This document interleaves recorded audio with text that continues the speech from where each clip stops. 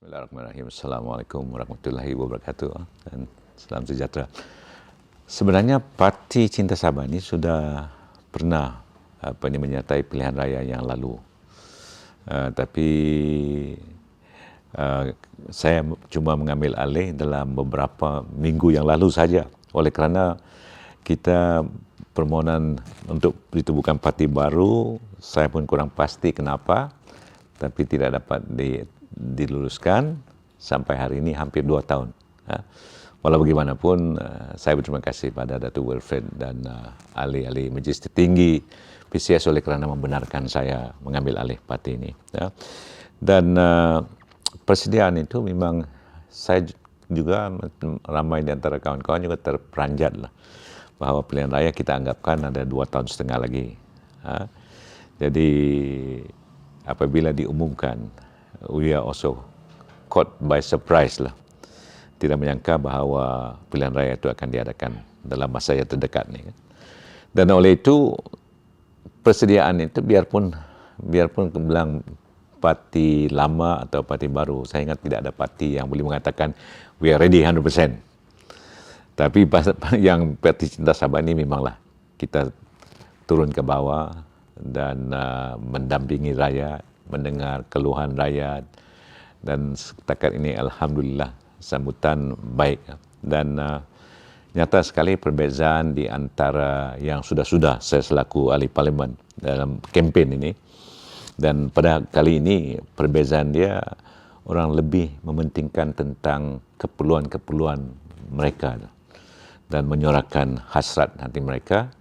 Dan oleh itu mereka mengharapkan bahawa Parti Cinta Sabah ini akan dapat melunaskan apa-apa jua yang keperluan-keperluan mereka, yang the basic infrastructure ni. Macam dalam keadaan sini yang menyedihkan ini, kita sudah merdeka berpuluh tahun, tapi masih juga orang menyoalkan air bersih, lampu, ini internet, yang sedih lagi anak kita satu di Pitas kalau tidak silap, naik ke pokok kan untuk mendapat signal tu, dan dipeleke pula oleh timbalan menteri. Dan itulah keadaan kita, yang itu saya kata menyedihkan. Jadi sedangkan kita ni di negeri Sabah ini kaya dengan sumber alam, tapi di antara negeri yang termiskin. Jadi saya mengharapkan bahawa biarpun masa itu singkat, tapi itu sambutan rakyat menggerakkan, alhamdulillah.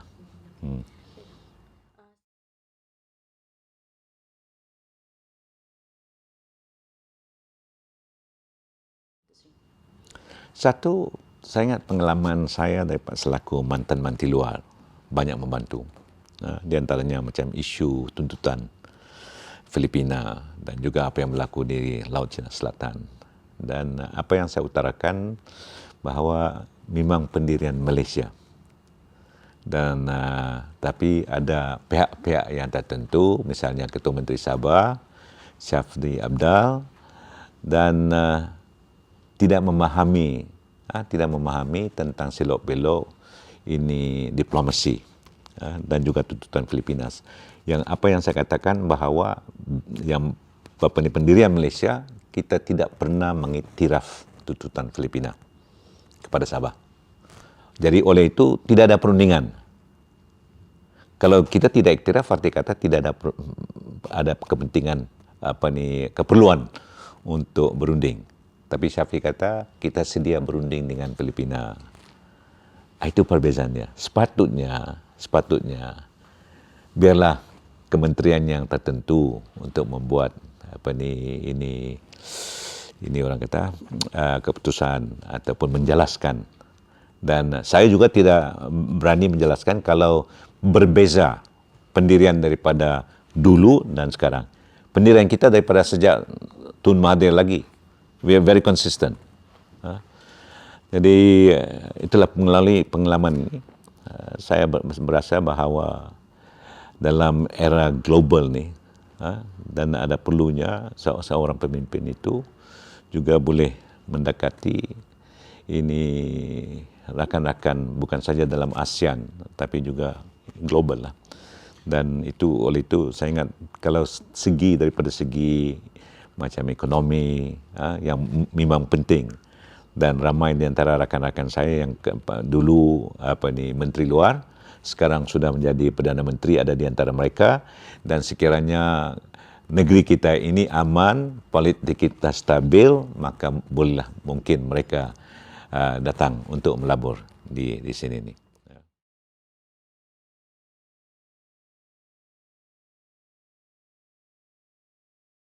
Kita sebenarnya satu daripadanya di antara kriteria yang kita melihat yang orang-orang baru ni ialah dari segi orang bilang komitmen dan dia punya kepribadian. Dan memanglah di Sabah ini satu isu yang begitu hangat ini, melompat katak ni. Jadi di samping kita melihat, kita juga melihat daripada segi latar belakang seseorang itu daripada keluarga dan supaya isu melompat ni tidak timbul lagi dan ianya menjejaskan bukan saja politik Sabah ni tapi dari segi ekonomi dan kestabilan negeri kita ni. Dan oleh itu yang anak-anak muda ini harus bersedia untuk mempelajari daripada ataupun belajar daripada orang-orang dewasa. Orang-orang dewasa, orang lama ni pun semestinya tidaklah harus duduk begitu lama dan kita ambil peluang untuk mendekati jurang di antara orang kata orang lama dengan orang baru ini dari segi pengalaman kita sebagai ahli politik ini. Dan ini harusnya berterusan dan akhir-akhirnya kita akan menilai sama ada anak-anak muda ini, pemimpin-pemimpin muda ini bersedia untuk mengambil alih tempuk kepimpinan. Jadi ini it is an ongoing process supaya itulah pendekatan itu selalu jurang perbezaan itu selalu dirapatkan. Ini sebenarnya itu saya katakan bahawa kita harus bimbing anak-anak muda itu. Biarpun mereka ada di antara mereka yang mempunyai doktorat apa semua, tapi pengalaman politik tidak ada. Dan kita mau gunakan kewibawaan mereka itu dan kelulusan mereka itu, macam mana kita boleh satukan dengan pengalaman yang ada pada kita supaya ianya membawa manfaat pada rakyat sekalian. Dan tentang Tan Sri Musa saya bukan selaku adik, selaku rakyat Sabah ini, bahawa banyak yang dia lakukan sudah untuk negeri Sabah ini. Itu tidak kita nafikan. Kalau kita lihat Kota Kinabalu ini begitu indah dan banyak juga yang perubahan-perubahan di luar bandar. Tapi sekarang sudah masanya untuk orang kata to hand over the leadership to the younger people. Ataupun dia sudah, saya ingat tidak ada lagi yang hendak dia usahakan kerana dia sudah usahakan dengan sebaik mungkin lah.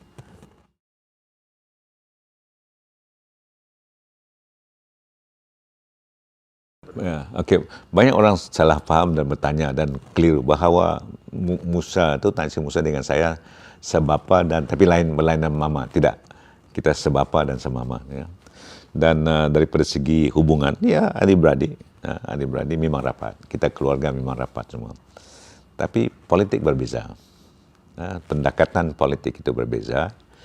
Dan yang saya hendak memperjuangkan ini MA 63 dan juga daripada ini royalty minyak, kerana ini dia punya bottom line wang ringgit itu, yang di mana kita boleh membantu rakyat kita di luar bandar, memberi ibu tunggal, anak-anak muda kita, belia-belia kita boleh katakan kita kursus dan membuat industri-industri kecil supaya mereka boleh bekerja.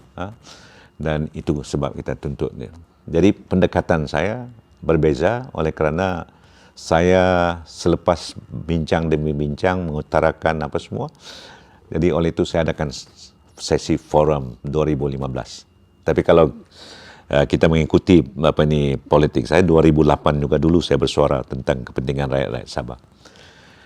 Jadi cuma beza dia, saya ini untuk memaklumkan apa yang hendak kita tuntut itu, saya adakan forum 2015 tu. Jadi Tan Sri Musa punya pendekatan berbeza. Dia mau supaya mengikut peraturan, tapi saya katakan bahawa saya sudah cuba berusaha, tapi tidak ada salahnya kalau kita menuntut apa yang telah termaktub dalam perjanjian dan juga dalam perlembagaan. Dan beberapa isu politik, itulah saya kata pendekatan politik berbeza. Tapi orang bilang destinasi itu sama, tapi cara macam mana mencapai destinasi sampai ke destinasi itu berbeza. Jadi cuma perbezaan politik. Dan saya katakan akhirnya, saya kata biarlah saya perjuangkan mengikut apa yang saya fikir yang perlu, apa yang boleh membawa kesan yang positif tentang perjuangan kita ini. Jadi itu saja. Selain daripada itu,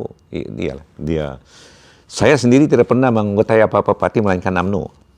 UMNO adalah parti pertama yang saya anggotai, dan saya tidak melompat, saya keluar.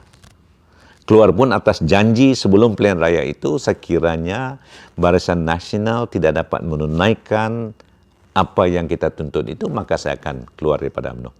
Jadi saya cuma yang janji saya utarakan sebelum pilihan raya itu saja. Jadi saya pun mengatakan bahawa tidak semestinya saya menjadi ahli parlimen saja boleh bersuara, tapi sebagai anak watan, anak jati Sabah, saya akan terus mampu menyuarakan tentang kepentingan rakyat Sabah. Itu sebab. Dan satu lagi perkara yang penting tentang isu ini, iaitu ini tentang parti tempatan. Mau tahu pasal parti tempatan. Dan saya banyak rakan-rakan yang masih dalam kerajaan sekarang. UMNO di Bersatu. Dan saya cuma minta pada rakan-rakan ini, saya kata sudah sekian lamanya bahawa UMNO sudah memerintah hampir 22 tahun juga, kalau tidak silap di negeri Sabah ini.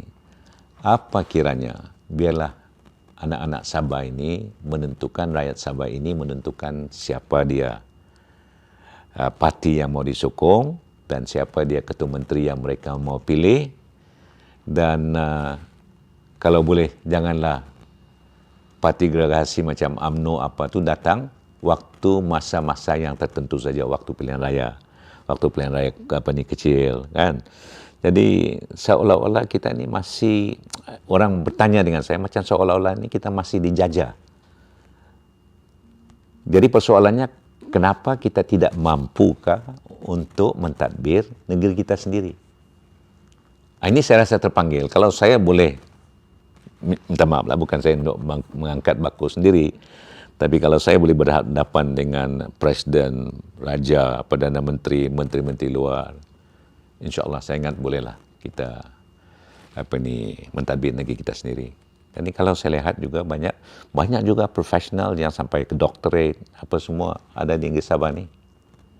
So saya minta rakan-rakan bantulah kita, dan jangan pula menggunakan kuasa itu apa semua untuk menekan kita, dan seolah-olah kita tidak dihormati. Dan alangkah baiknya kalau parti daripada Semenanjung ni, yang orang-orang Sabah panggil Parti Melaya lah, Parti Melaya, membiarkan kita menentukan siapa dia kita mau. Dan jangan gunakan kuasa daripada luar itu, orang kata menekan atau memaksa rakyat Sabah untuk mengundi parti-parti dan parti lain. Dan yang apabila saya katakan bahawa itulah sebab-sebabnya kenapa kita mau tubuhkan parti tempatan ini macam Parti Cinta Sabah. Dan itulah UMNO, dia kata biarpun mengatakan otonomi, itu sebenarnya tidak ada otonomi, masih juga pemimpin daripada atasan membuat membuat keputusan. Dan warisan juga, dia kata parti tempatan, tapi juga bertuankan pada Tun Mahathir, dan juga bekerjasama dengan DAP, PKR. Tapi Parti Cinta Sabah ini kita bersendirian. Kita bersendirian oleh kerana kita mau bebas untuk menyuarakan apa jua keperluan, apa jua yang kita mau tuntut, yang hak-hak kita itu. Jadi kalau kita lihat daripada segi bang UMNO bersatu, ini warisan, semua bertuankan yang orang kata Parti Melayu ni. Jadi kita Parti Cinta Sabah ini bebaslah, tidak ada kekangan. Dan oleh kerana saya presiden parti sekarang, tidaklah bimbang nanti presiden parti saya akan panggil untuk mengatakan jangan buat ini, jangan utarakan ini, ikut peraturan parti dan lain-lain lah. Itu sebab kenapa kita mau parti yang diterajui oleh anak Sabah jati dan parti yang boleh membela dan menuntut semua hak-hak kita daripada kerajaan persekutuan. Tapi saya bukan menentang kerajaan persekutuan, tidak. Saya mau bekerjasama, tapi biarlah anak Sabah jati itu mentadbir negeri sendiri dan anak-anak muda yang menentukan masa hadapan mereka. Bukan daripada Semenanjung, tapi biarlah daripada Sabah itu sendiri.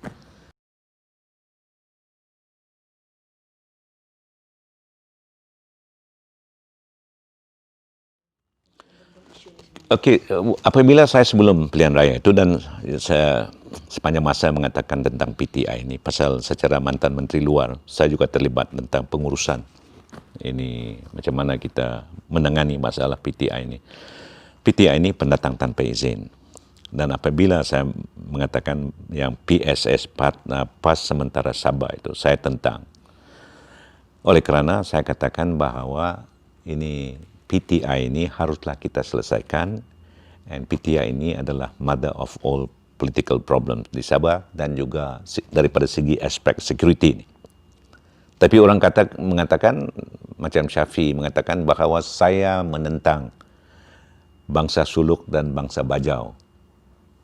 Tidak, saya tidak menentang ini bangsa Suluk ataupun bangsa Bajau, orang Suluk atau orang Bajau, tidak. Saya cuma tentang PTI, pendatang tanpa izin. Pendatang tanpa izin ini yang mereka yang tidak mempunyai dokumen sah yang masih bermasyarakat di negeri Sabah. Sama dia daripada Jakarta, Indonesia kah, dari Filipina kah, dari Pakistan kah, daripada Rohingya kah. Kalau dia tidak mempunyai dokumen sah, arti kata dia pendatang tanpa izin. Bukan fokus pada satu kaum ataupun satu bangsa, tidak. Tetapi ini memang saya faham lah, pasal ini politik. Politik, tapi tidak seharusnya digunakan untuk akhirnya membawa kemudaratan pada negeri kita dan rakyat kita. Saya khawatir kalau PTI ini tidak diurus dan diselesaikan, kemungkinan besar anak cucu cicit kami di negeri Sabah ini akan menjadi pendatang di negeri sendiri. Ianya mungkin pasal daripada Tenduo sekarang sudah tuntutan daripada Menteri Luar, Foreign Secretary Philippines ni, itu resmi. Macam saya juga, waktu saya Menteri Luar ni, apa yang saya utarakan adalah pendirian Malaysia. Jadi ini pendirian Filipina. Kenapa itu yang saya kata awal-awal tadi? Sebab kita boleh berunding. Kita boleh berunding, arti kata kita mengiktirafkan tuntutan. Jadi ini semua kena ambil kira, itu sebab kalau kita tengok dari segi keselamatan, kita lihat dari segi ekonomi, dari segi kemudahan asas, maka ada perlunya sebuah parti untuk berusaha untuk rakyat Sabah adalah.